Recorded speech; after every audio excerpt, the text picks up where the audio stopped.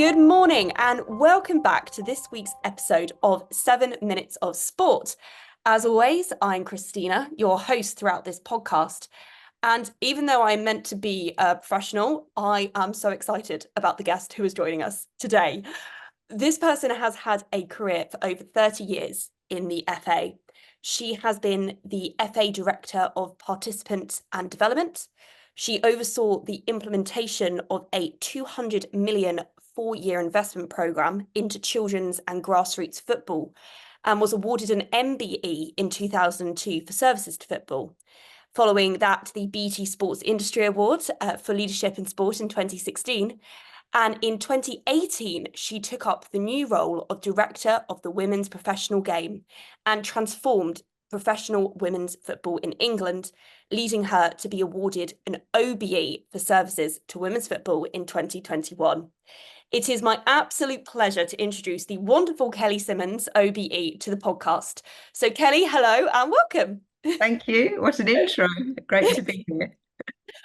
Now, for a career at the FA spanning over 30 years, an OBE and multiple accolades, there is far too much to delve into in the space of 7 minutes. And quite frankly, I could sit here and interview you for 70 minutes and still not be done. So just for the listeners, I'm going to be focusing today on a very niche area, which is the rise of women's football and the developments in particular in the FA women's professional game. So the only question left before I start the timer is, are you ready? I'm ready. Lovely. All right. So that is the timer started. So the Lionesses, their victory at the Euros was an incredible and historic moment in English football. From your perspective, did that victory cause any change to women's football in this country? Yeah, it was a very incredible moment for the game, and without doubt, it's had a lasting impact. So, if you look at the visibility and the profile and the fan base of women's football, the fact that over 23 million people watched that final, it just took women's football to a new level. The public fell in love with the Lionesses, got behind them. That translated then into the Women's Super League, where we saw record audiences and record attendances. But I think what's really important is it really inspired girls to play and said, yeah, you can do this.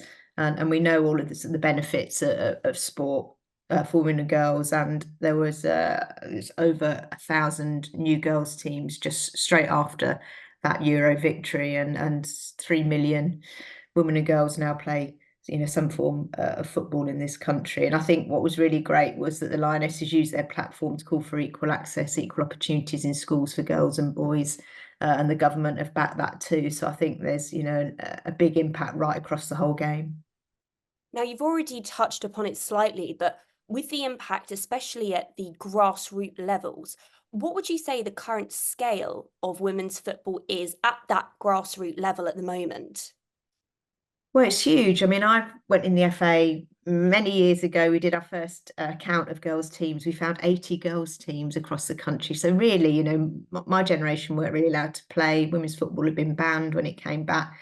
There was very little opportunity for girls to play in schools or in the community, and it just sort of wasn't seen as a sport for girls. So, girls were channeled into netball and hockey, and many girls didn't do anything. And now, as I said, over 3 million women and girls play some form of football.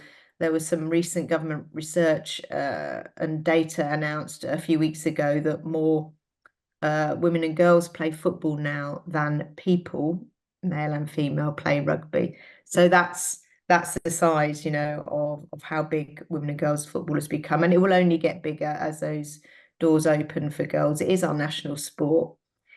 Girls and women are as passionate about and as bigger fans of football as boys and men. Have just not been given that opportunity before. And the moment that those opportunities have opened up, then the game is growing at such a rate.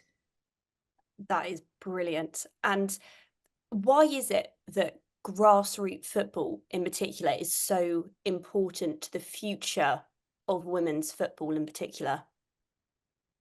Well, I think just it's really important in its own right. It's really important to get girls and women active and healthy. And I was lucky enough to play a team sport, and I know all the benefits of that around, making friends and having fun and feeling fit and healthy and all those great things that you just want all young women to have the opportunity to do. From a sport perspective, it's really important because we know that the big fan base that's getting behind women's football is young and diverse, and it's got a female skew to that. So as we get more girls interested in football and playing football and feeling like it's a sport for them and a sense of belonging in it, then that's only going to help build the fan base. And then for England and for the Women's Super League, obviously the more players, the wider the base, the greater the talent pool. So lots of great reasons really why it's important to invest in that base. Absolutely. And that kind of follows into my next question, which is, in your view, what are the most important developmental changes that have been made so far in women's football for it to have grown to the extent that it has done? Well, I think, first of all, I think within the FA, there's been a really clear strategy and investment for the whole game. And that's really important. You need to invest in and develop the whole game and everything that wraps around that, from the coaches, the volunteers, the officials, the facilities, right through to getting girls playing in schools, providing girls opportunities to play regular football in clubs, identifying those talented girls and investing in them and investing in the academies, and of course investing in that professional and elite end of the game through the Women's Super League, the Women's Championship, and the Lionesses. So there's been a clear strategy for growth and development across the whole piece. I think when we look back in history, I think apart from obviously the Lionesses win that we've already talked about, I think one of the big moments that helped that was going fully professional in 2018. And there's still a lot of women's leagues across the world that aren't professional. They're either amateur or semi-professional. We made the decision in 2018 that the WSL would be fully professional. Without doubt, that helped produce a successful England side because those players were training and playing with some of the best players in the world every day, and you could see the acceleration in their physical abilities as well as their football abilities. So I think that had a huge impact. And then I think, in terms of sort of building the audience, I think the other big breakthrough would have been the TV deal for the Women's Super League with Sky and BBC, which overnight took audiences from a handful, a few thousand sort of watching through to over 1 million a week. So that was transformational in itself, I think. So I think there's some of the key moments, I think, in recent history when we look back around why the game has transformed so much on top of the Lionesses' success. Absolutely.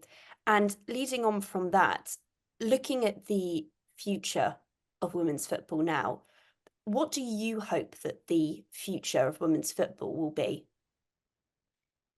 Well, I said in my last interview before I left the FA, I did an interview with the Telegraph newspaper with Henry Winter, and I said that in my lifetime, I think women's football will be the second biggest sport in the world behind men's football, and all the indicators are showing that, whether it's the billions that watch the Women's World Cup. It's huge global audiences, huge global attendances. I've just come back from Bilbao watching a sold out, incredible Women's Champions League final. Everywhere you look, the women's game is growing. So I still think there's massive growth to go. I think where the big challenge is to make the women's game at the elite end, professional end, sustainable.